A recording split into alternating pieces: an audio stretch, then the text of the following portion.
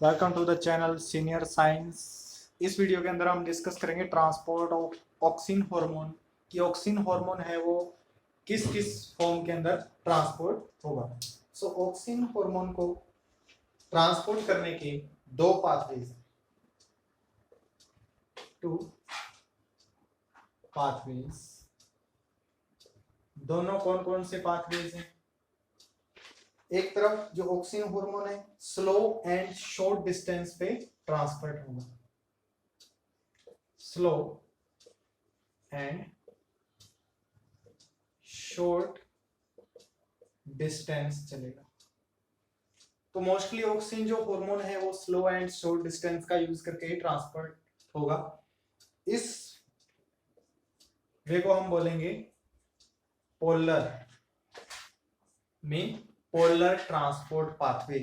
तो ऑक्सिन का ये हो जाएगा पोलर ट्रांसपोर्ट पाथवे।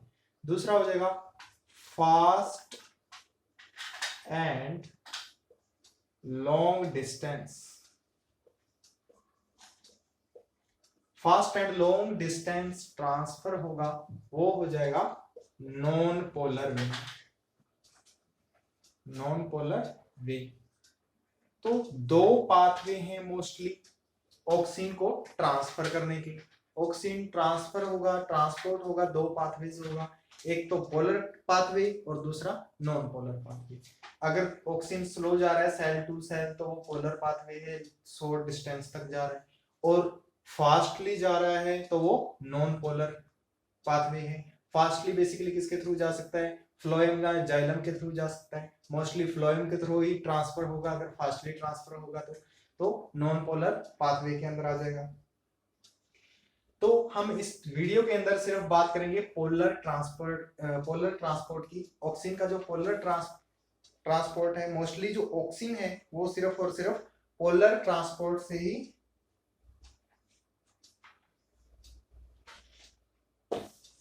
पाथवे को कंप्लीट करता है। सो पोलर ट्रांसफर की हम यहाँ पे बात करेंगे वीडियो के अंदर।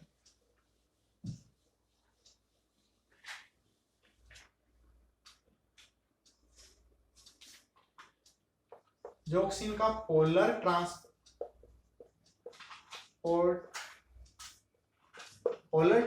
है ऑक्सिन का, वो डिपेंड रहेगा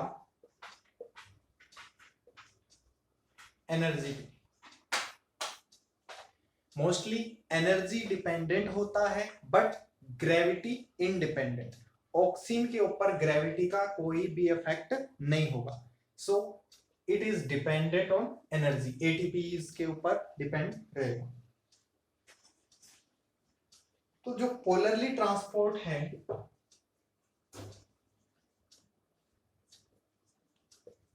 ट्रांसपोर्ट ऑफ ऑक्सिन कैसा होगा? बेसिपिटल।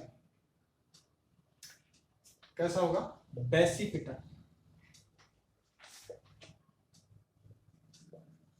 बेसिपिटल। तो बेसिपिटल जो ऑक्सिन का पोलरली ट्रांसपोर्ट है वो बेसिपिटल होगा। मीन ऑक्सिन सूट से अपेक्स की तरफ ट्रांसफर होगा। ठीक है, ऑक्सिन अपने शूट से अपेक्स की तरफ, टॉप की तरफ, प्लांट का जो टॉप होगा उसकी तरफ ट्रांसपोर्ट होगा। लीव से, जो लार्ज लीव्स हैं उनसे भी आगे टॉप की तरफ ट्रांसफर होता रहता है ऑक्सिन। सो जो ये पोलर ट्रांसफर है वो सिम्प्लास्ट के वे से नहीं होता, सिम्प्लास्ट वे से नहीं होगा।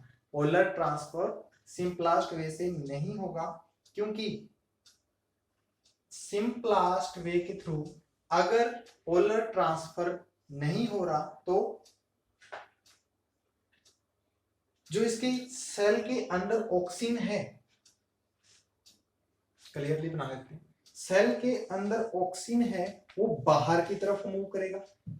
अगर ये सिम्प्लास्ट के थ्रू मूव नहीं हो रहा ऑक्सिन तो इसके सेल के अंदर जो ऑक्सिन होगा वो बाहर की तरफ मूव करेगा। मिडल लैमिला में एंटर करने के बाद, मिडल लैमिला में एंटर करने के बाद ये वापस सेल मेम्ब्रेन के अंदर इंटर होगा। एक सेल से निकला, दूसरी मिडल लेमिना में एंटर किया, देन आफ्टर सेल मेम्ब्रेन के अंदर इंटर करेगा। तो यहां पे दो प्रोसेस हुई है, auxin influx and auxin efflux. अब ऑक्सिन इनफ्लक्स कौन सी है और ऑक्सिन इफ्लक्स कौन सी है, देखते हैं, आइए।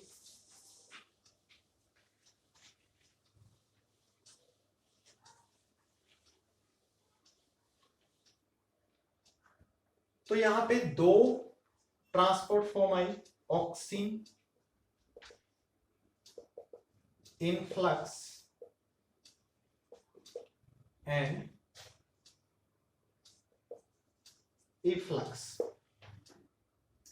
तो ऑक्सिन इनफ्लक्स के अंदर क्या होगा, जब ऑक्सिन सेल मेम्ब्रेन के इनसाइड मूव कर जाएगा तो उसको हम बोलेंगे ऑक्सिन इनफ्लक्स।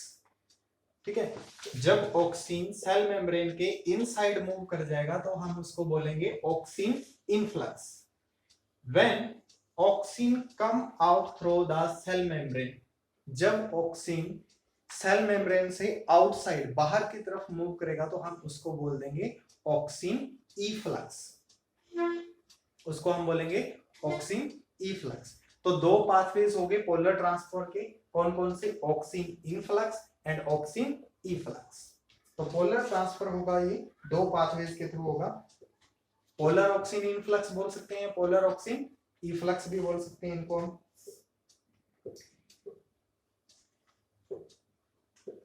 अब ऑक्सिन इनफ्लक्स, ऑक्सिन इनफ्लक्स भी आगे टू पाथवे से ट्रांसफर होगा। अब ऑक्सिन इनफ्लक्स के टू पाथवे कौन कौन से होंगे, टू पाथवे हैं, एक तो अगर ऑक्सिन प्रोटोनेटेड फॉर्म में जा रहा है और दूसरा ऑक्सिन डीप्रोटोनेटेड फॉर्म में जा रहा है। तो प्रोटोनेटेड एंड डीप्रोटोनेटेड दो फॉर्म होंगी ऑक्सिन की। अगर ऑक्सिन प्रोटोनेटेड फॉर्म के अंदर जा रहा है तो इसके लिए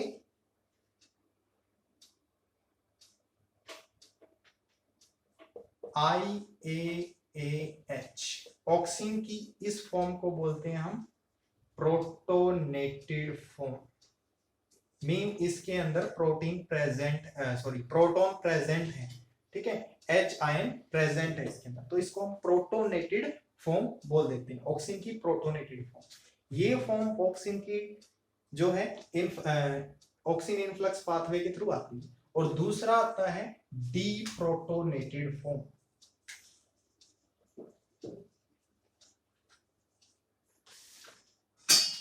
डीप्रोटोनेटेड फॉर्म में क्या होगा, हमें ऑक्सीजन इस कंडीशन के अंदर मिलेगा IAA नेगेटिव, मीन यहां से इसने अपने प्रोटॉन को क्या कर दिया है, रिमूव कर दिया है, तो यहां से ये डीप्रोटोनेटेड फॉर्म हो गई।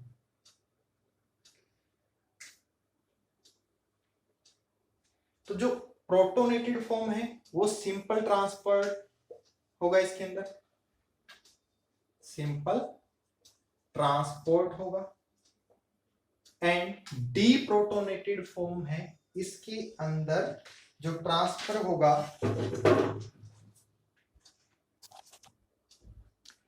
तो डीप्रोटोनेटेड फॉर्म के अंदर जो ट्रांसपोर्ट होगा वो होगा secondary active transport. Secondary active transport के थ्रू डीप्रोटोनेटेड फॉर्म में जो ये ट्रांसफर होगा, और प्रोटोनेटेड फॉर्म के अंदर सिर्फ सिंपल ट्रांसफर के थ्रू, सिंपल डिफ्यूजन जिसको हम बोल देते हैं, सिंपल या पैसिव डिफ्यूजन, उसके थ्रू सिंपल पैसिव डिफ्यूजन, इसके थ्रू ये ट्रांसफर होगा।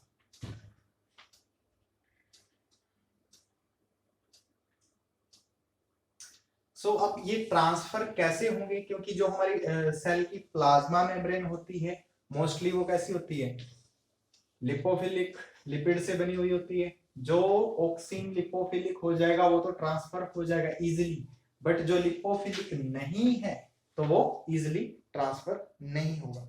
अब इसकी जो प्रोटोनेटेड फॉर्म है, प्रोटोनेटेड फॉर्म, अभी हम इनफ्लक्स को डिस्कस कर रहे हैं यहाँ पे। जो प्रोटोनेटेड फॉर्म है वो तो प्लाज्मा मेम्ब्रेन के डायरेक्ट क्रॉस कर जाएगी, प्लाज्मा मेम्ब्रेन से डायरेक्ट क्रॉस कर जाएगी, because protonated form is lipophilic form of auxin. Auxin की लिपोफिलिक फॉर्म है, तो क्रॉस कर जाएगी ये प्लाज्मा मेम्ब्रेन को डायरेक्टली। दूसरी तरफ अगर हम डीप्रोटोनेटेड की बात करें, deprotonated form of oxine does not cross plasma membrane directly, ये प्लाज्मा मेम्ब्रेन को डायरेक्टली क्रॉस नहीं करेगी। क्यों नहीं करेगी, इसके पीछे रीजन है, क्योंकि IAAH नहीं है यहाँ पे, ये नेगेटिव है, डीप्रोटोनेटेड फॉर्म। अब जो प्लाज्मा मेम्ब्रेन के अंदर, plasma membrane H positive and ATPase रखती है, प्लाज्मा मेम्ब्रेन के अंदर H पॉजिटिव एंड ATPase होंगे, जो क्या करके रखते हैं, इसके pH को 5 तक मेंटेन करके रखते हैं। इसका pH होगा वो 5 तक मेंटेन करेंगे। प्लाज्मा मेम्ब्रेन के अंदर H positive and ATPase present होते हैं, जो pH को 5 तक मेंटेन करके रखेंगे। तो ये यहां से क्रॉस नहीं होने देंगे, बिकॉज नेगेटिव है तो पॉजिटिव के साथ अटैच कर जाएगा यहाँ पे और क्रॉस नहीं करने देगा। वो डायरेक्टली क्रॉस हो रहा था क्योंकि उसके अंदर कोई रिएक्शन नहीं थी प्लाज्मा मेम्ब्रेन के ऊपर, यहाँ पे प्लाज्मा मेम्ब्रेन के ऊपर इसके साथ रिएक्शन हो जाएगी तो ये क्रॉस नहीं कर पाएगा। अब मोस्ट ऑफ नॉर्मली जो हाफ ऑक्सीन है हमारा, प्रोटोनेटेड फॉर्म तो क्रॉस हो चुकी है, तो हाफ ऑक्सीन है वो नॉर्मली मेंटेन होगा और वो एपोप्लास्ट पाथवे से, apoplast will be protonated form. Apoplast के अंदर चला गया, एपोप्लास्ट पाथवे में जो हाफ ऑक्सीन होगा वो कौन सी फॉर्म में होगा, प्रोटोनेटेड फॉर्म के अंदर होगा। कौन सी फॉर्म होगी इसकी, प्रोटोनेटेड फॉर्म होगी, और डिफ्यूज कर जाएगा प्लाज्मा मेम्ब्रेन को, क्योंकि प्रोटोनेटेड फॉर्म इजीली डिफ्यूज कर सकती है प्लाज्मा मेम्ब्रेन को, तो ये भी प्लाज्मा मेम्ब्रेन को डिफ्यूज कर जाएगा, अक्रॉस कर जाएगा प्लाज्मा मेम्ब्रेन को, और जो प्लाज्मा मेम्ब्रेन का कंसंट्रेशन ग्रेडियंट है उसको डाउन कर देगा। कंसंट्रेशन ग्रेडियंट, प्लाज्मा मेम्ब्रेन के कंसंट्रेशन ग्रेडियंट को क्या कर देगा, ये डाउन कर देगा। तो प्लाज्मा प्रोटोनेटेड फॉर्म है, half of protonated form apoplast के अंदर से प्रोटोनेटेड फॉर्म जा रही है और प्लाज्मा मेम्ब्रेन के कंसंट्रेटेड ग्रेडियंट को क्या कर देती है, ये डाउन कर देती है।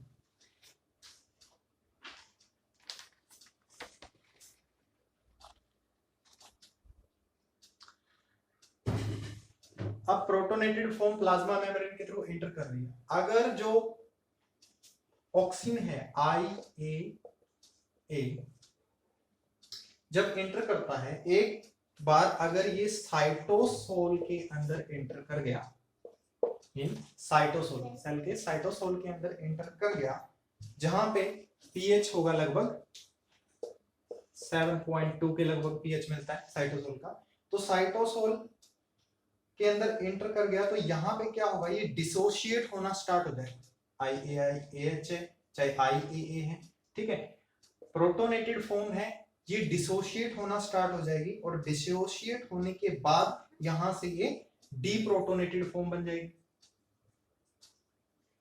डीप्रोटोनेटेड फॉर्म बन जाएगी और प्लाज्मा मेम्ब्रेन की तरफ इसको रिलीज कर देगी। अब ये जब प्लाज्मा मेम्ब्रेन की तरफ जाएंगे तो वहां पे पहले से ही डीप्रोटोनेटेड फॉर्म प्रेजेंट है। अब जो डीप्रोटोनेटेड फॉर्म है, डीप्रोटोनेटेड फॉर्म प्लाज्मा मेम्ब्रेन के पास डीप्रोटोनेटेड फॉर्म है, यहां पे प्लाज्मा मेम्ब्रेन पर स्पेशल इनफ्लक्स कैरियर है, इनफ्लक्स कैरियर भी प्रेजेंट है, जो क्या करेंगे, डीप्रोटोनेटेड फॉर्म को 2H पॉजिटिव के साथ रिएक्ट करवाकर अंदर एंटर करवाकर, ठीक है, थ्रू द प्लाज्मा मेम्ब्रेन। और ये जो इतना मैकेनिज्म होगा ये सिर्फ और सिर्फ सेकेंडरी एक्टिव ट्रांसपोर्ट के थ्रू होगा। इतना मैकेनिज्म जो प्रोटोनेटेड एंड डीप्रोटोनेटेड फॉर्म का जो ट्रांसफर होगा वो सेकेंडरी एक्टिव ट्रांसफर होगा। मीन जो हमारा प्रोटोनेटेड फॉर्म था वो तो सिंपल पैसिव डिफ्यूजन के थ्रू ही हो गया, बट ये जो होगा ये सेकेंडरी एक्टिव ट्रांसफर के थ्रू होगा। इसके बाद डिस्कस करते हैं हम efflux pathway.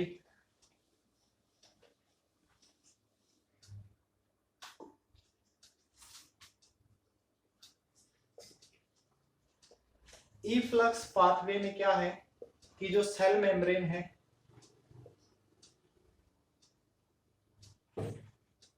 Cell membrane carry करके रखती है पिन प्रोटीन। सेल मेम्ब्रेन के ऊपर यूं इस तरीके सेल है, इसके ऊपर पिन प्रोटीन्स मिलेंगे, पिन प्रोटीन्स जो ऑक्सीन कैरियर प्रोटीन भी बोला जाता है। अब ये पिन प्रोटीन कितने होंगे, ये पिन प्रोटीन होंगे 8, ठीक है। तो ये पिन प्रोटीन क्या करेंगे, ट्रांसपोर्ट करने के अंदर हेल्प करते हैं। पिन 1, पिन 2, PIN3, PIN4, इस तरीके से ये PIN8 तक होंगे और ऑक्सीन के ट्रांसफर में हेल्प करते हैं। नेक्स्ट एक और इसके ऊपर कैरियर प्रेजेंट होता है जिसको ऑक्सीन इफ्लक्स के अंदर हेल्प करता है, जिसको ABCB प्रोटीन बोलते हैं हम।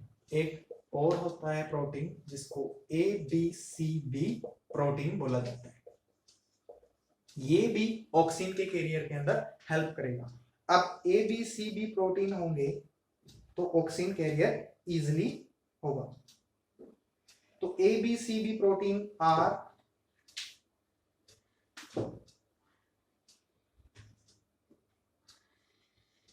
ABCB प्रोटीन होंगे, ये टोटल होंगे 20 प्रोटीन होते हैं ABCB प्रोटीन। ये भी इफ्लक्स कैरियर के अंदर हेल्प करते हैं सेल के अंदर।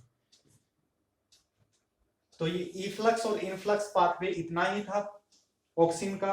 आगे हम डिस्कस करते हैं फिजियोलॉजिकल इफेक्ट ऑफ ऑक्सीन, कि ऑक्सीन का जो फिजियोलॉजिकल इफेक्ट है वो क्या है। मैंने प्लांट के अंदर ऑक्सीन क्या क्या रोल करता है।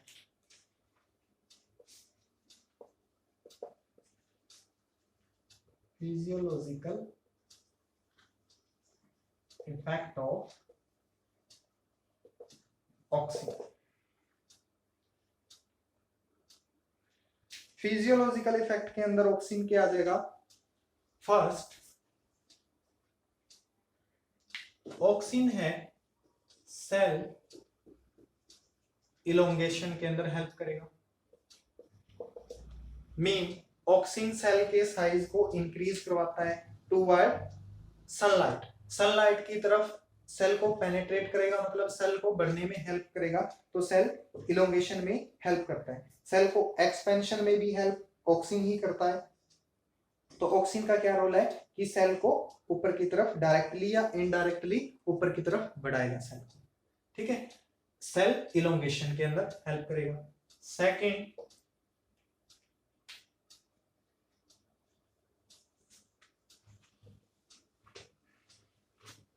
Cell differentiation. अब ऑक्सीन का रोल होगा सेल डिफरेंशिएशन के अंदर भी। जाइलम एंड फ्लोएम बनाएगा जो ऑक्सीन ही बनाएगा। जो ऑक्सीन के जाइलम एंड फ्लोएम के अंदर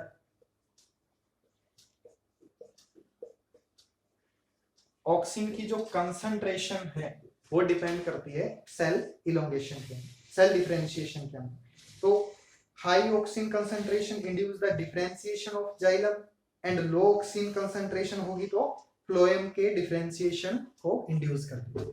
अगर हाई है तो जाइलम को इंड्यूस कर देगी। ऑक्सीन की कंसंट्रेशन अगर हाई है तो जाइलम को इंड्यूस कर देगी, और अगर लो है तो फ्लोएम को इंड्यूस करेगी। तो इस तरीके से सेल डिफरेंशिएशन का काम करते हैं।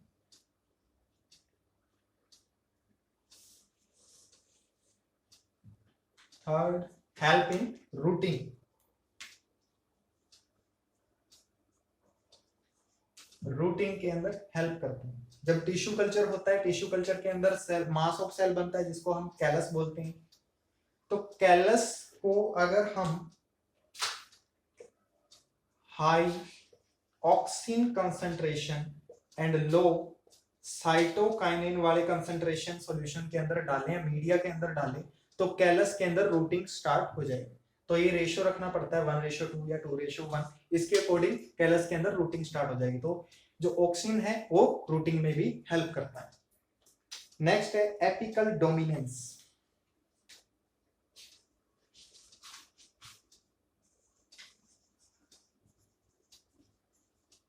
एपिकल डोमिनेंस के अंदर क्या होता है कि प्लांट की जो लेटरल बड है, मीन ये कोई प्लांट है, ये इसकी लेटरल है और ये इसकी टिप है। तो प्लांट के अंदर जो ऑक्सीन है, यहां से ऑक्सीन निकल के यहां ऊपर की तरफ जाता है। अभी जो पोलर ट्रांसपोर्ट बताया है उसके थ्रू सेल टू सेल ये ट्रांसफर हो रहा है ऊपर की तरफ। सिर्फ और सिर्फ इसको ही ये पेनेट्रेट करेंगे ऊपर की तरफ बढ़ने में और इनको इंड्यूस कर देंगे। मतलब इनकी हाइट ये नहीं बढ़ने देंगे लेटरल बड की, और ऊपर जो टिप बड है उसको बढ़ाने में हेल्प करेंगे। तो इसको बोलते हैं एपिकल डोमिनेंस। मतलब जो एपिकल बड है वो इनको सप्रेस कर देती है। किस कारण? ऑक्सीन यहाँ पे चला जाता है मोस्टली। अगर हम एपिकल बड को कट कर देते हैं तो ये लेटरल बड फर्दर ग्रो होगी। नेक्स्ट है हमारा फ्रूट सेट। फ्रूट सेटनिंग में भी हेल्प करता है।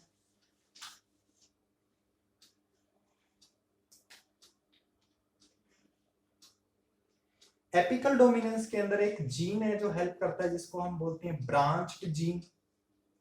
ये टॉप के ऊपर प्रेजेंट होता है। अगर टॉप को कट कर दो तो ये ब्रांच्ड जीन यहाँ पे एक्टिविटी शो करने लगेगा जिसके कारण लेटरल बड बढ़ेगी।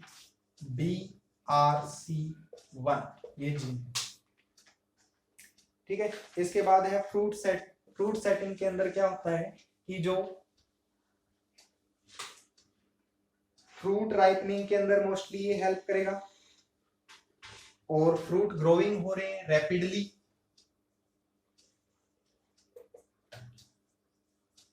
राइपनिंग के अंदर ये मोस्टली ज्यादा हेल्प नहीं करता। राइपनिंग के अंदर जो रोल है वो इथिलीन का है, तो मैं यहाँ पे राइपनिंग नहीं लिखूंगा, ठीक है। तो फ्रूट सेटनिंग के अंदर जो फ्रूट का मैच्योरेशन स्टेज तक आना और फ्रूट को बनाना, ये किसका काम है? यंग फ्रूट होते हैं उनके अंदर भी ऑक्सीन होता है। सो ऑक्सीन क्या करवाता है? मीन फ्रूट को, जो सीडलेस फ्रूट बनते हैं, सीडलेस फ्रूट, एक प्लांट के अंदर ऑक्सीन पार्थेनोकार्पी का रोल भी करवाता है। फ्रूट विदाउट सीड पार्थेनोकार्पी हो जाएगी, ठीक है। तो प्लांट के अंदर वो क्या होगा? फ्रूट सेट करने का काम किसका है? ऑक्सीन का।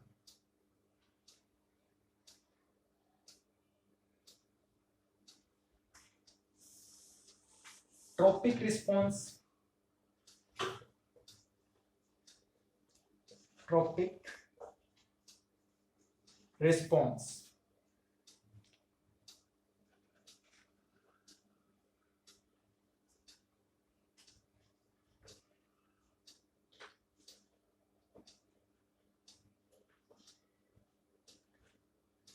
ट्रोपिक रिस्पॉन्स का मीन है कि प्लांट के जो ऑर्गन है वो ग्रो हो रहे हैं डायरेक्टली और इनडायरेक्टली। प्लांट के ऑर्गन ग्रो हो रहे हैं डायरेक्टली और इनडायरेक्टली। इन प्लांट ऑर्गन कोई भी इन्फ्लुएंस या स्टिमुलाई के अंडर, ठीक है। प्लांट ऑर्गन ग्रो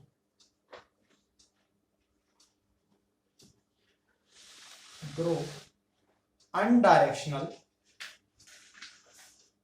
स्टिमुलाई, ठीक है। अनडायरेक्शनल स्टिमुलाई में क्या होगा? मोस्टली आपने देखा होगा जो प्लांट है वो थोड़ा सा झुका हुआ होता है सन की तरफ। Why? Because it happen due to tropic response, क्योंकि इसके अंदर ऑक्सीन बनता है, और जिस तरफ ऑक्सीन नहीं बनता, शेडी रीजन के अंदर क्या होता है, ऑक्सीजन बनेगा तो सैडी रीजन को वो दूसरी तरफ लाइट की तरफ ले जाने में हेल्प करता है। तो इस तरीके से हमें जो प्लांट है थोड़ा सा झुका हुआ नजर आता है। तो ये है ट्रोपिक रिस्पॉन्स, इसको बोलते हैं हम ट्रोपिक रिस्पॉन्स। सो ये थे फंक्शन ऑफ ऑक्सीन। आगे जो वीडियो है उसके अंदर हम बात करेंगे जिब्रेलिन की। तो फ्रेंड्स आपको वीडियो कैसी लगी, अच्छी लगी तो लाइक एंड सब्सक्राइब जरूर करें।